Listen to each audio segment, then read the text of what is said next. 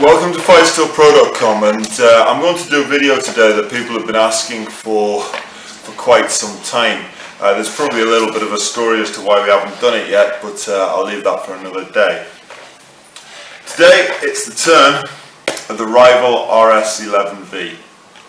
This is a very in-demand boxing sparring glove, and I'm going to review it by itself. It's the first time I've done this, but it would probably fit in one of the other reviews that I've done, but I think if I bring in some of the other gloves that I've reviewed, I'm just going to be repeating myself, so I've decided just to do this one as a standalone. Prior to doing this review, I decided to go and have a look at some of the other reviews on the internet, because I know that Rival get a lot of good plaudits on the internet. I was quite surprised to find out that when I put in a search term for the RS11V, there wasn't actually that many reviews of it. There was a couple on YouTube, which were fairly positive, and one guy who was going on about the quality of the leather. I'm kind of fairly convinced that this is actually synthetic, not real leather, but somebody might come and tell me otherwise, but we'll talk about that in a second.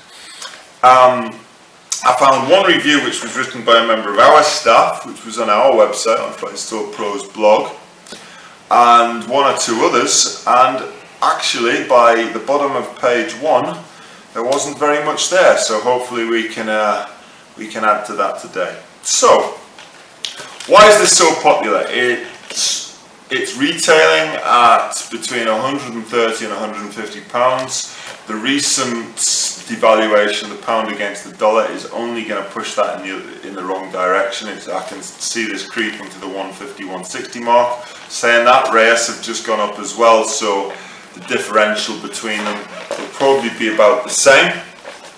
But it's certainly in the getting on towards the more expensive bracket of boxing glove. So, what can we say about the design? This is definitely a very compact glove. I'm holding the 14 today. I found bigger 12s. I would definitely consider going up a size. If you usually use 14s by a 16, if you usually use 16s by an 18, and so on and so forth with that. Let's talk about some of the design features of this glove. So, the first thing that you notice straight away on this is this rather weird seatbelt style wrist strap. Now, along with a couple of other companies out there, one also from Canada, weirdly enough, Rival really went heavily on this idea of being technologically innovative, and that's okay if you genuinely are. And Rival brought some interesting technologies to the market. They made a big deal about this patented D30 gel, which I can't tell whether it makes any difference to anything or not. But yes, you can tell that they've done something slightly different here. So they've put the Velcro on an angle against the wrist, and then they've used two pieces of what I can only describe as seatbelt material, like in a car. They wrap it behind goes into a pouch in the glove. There's a plastic kind of seatbelt strap, loops back, attaches to the wrist strap, and then comes over the glove and cinches up. I'm guessing the idea is that you can cinch your wrist better with it. I've got to say, I can't really tell whether it makes a blind bit of difference to any other wrist strap or any normal boxing glove I've ever tried.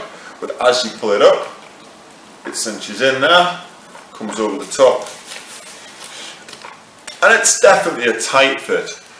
Now, this is more than likely down to the size of the glove. This is such a compact glove that this feels to me like maybe even a 10 or a 12. This is a 14. I personally own a set of 14-ounce RS. The RS has got a significantly bigger hand compartment, and the RS for me is more comfortable than I am currently in this, so it could well be that I need a slightly bigger glove. The angle of it, maybe it's because I'm not used to it, but I personally don't see any advantage at all. I think it's a design innovation for innovation's sake. I don't think it's making any great difference. If you like it, you like it. If you don't, you don't. It certainly is secure, so it is holding your wrist quite well. It's locking up against your wrist. I'm feeling a little bit of the label inside, but that's not going to make any difference if I've got a wrap on. somebody actually asked me today what this big pad's here for. There's an additional pad which has been looped on the side of the glove. I'm going to put this in the camera here. And what the guy was talking about was this here. Well, as far as I can see, it's because it's got two big chunks of plastic behind it, which they need to lock this wrist system up with. So if they were at all exposed and somebody slips a shot, then they're at risk of getting a cut via the plastic. So what Rival have done is they've stuck a big pouch over the top of it with some padding, which seems a sensible thing to do considering the wrist strap. Me, I'm not for it, I'm not against it. I don't think it's a particularly clever design innovation. I don't think it adds anything to the glove. It locks the wrist in okay, but I think it kind of is innovation for innovation's sake. If it ain't broke, I tend to go with don't fix it. All the stitching looks good. They've double, triple and quadruple stitched this wrist strap on. Overall, the kind of construction looks pretty good. But speaking of which, now let's go back to that point about leather versus not. Rival gloves are made in China. Yeah? All Rival gloves are made in China. Nothing wrong with that. Most boxing gloves are made somewhere in the Far East, Pakistan, India, China, Thailand obviously, and then you get the odd ones made in places like Mexico with Cleater Reyes and Japan, I think, with Winning. But generally speaking, gloves are made in China. Now this, I say in inverted commas, leather, yeah? Can't see anything about the materials, but to me, it's very plasticky. You can see the grain. Maybe you can see the grain, maybe you can't on this, but it doesn't feel like the type of leather you would get in a top drawer boxing glove like a Reyes. And I recently reviewed the British Ringside and the American Rev Gear S3.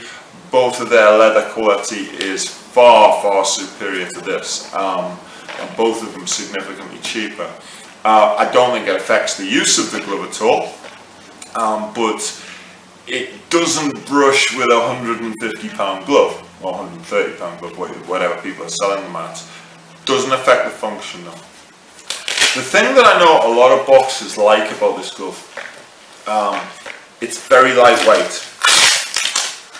So it feels like, I mean, a 14-ounce glove is a 14-ounce glove, so it has to be 14 ounces for it to meet that regulation, meet that stipulation. However, the balance on the glove is excellent. You can't fault the balance. And you sort of, there were some gloves, I think Sandy was one, I believe, it's escaping me, Sandy was definitely one, Twins might have been another, where the gloves used to feel very top heavy. You could really feel the weight at the end of the glove, whereas this is just beautifully balanced across it. Yeah. So all in all, that's good. The hand compartment, the all-important hand compartment. The fist, when I make a fist, I'm making a fist well behind this glove. I'm locking the thumb. I'm locking the thumb here, it's making a good fist position, and I feel that the impact position's perfectly placed on the knuckles, so top marks there. Overall this glove feels like a good glove. It feels like if I strike this way, it's perfect. That way, the padding's again, it's evenly distributed across the knuckle, and when I lock my knuckle in, lock my fist in, it feels like no matter which angle I'm going to fire from, I've got a good protection over the knuckle area on my hand. So again, positioning on the glove is very good. All in all, I think this is a good boxing glove. The major question for me is whether you can buy something better for either the same or less money. I think if you're going to step up, you're definitely going to step into Reyes territory. But the main question here is, can I buy a glove which is as good or better for the same money or less? And I think that very possibly will be answered with a question of yes. Check out my other video, the best boxing gloves to buy under £100. This one's going to generally sit at about 130 to 150 at this moment. Who knows where the pricing is going to go. Hope you've enjoyed this video, and we'll see you next time.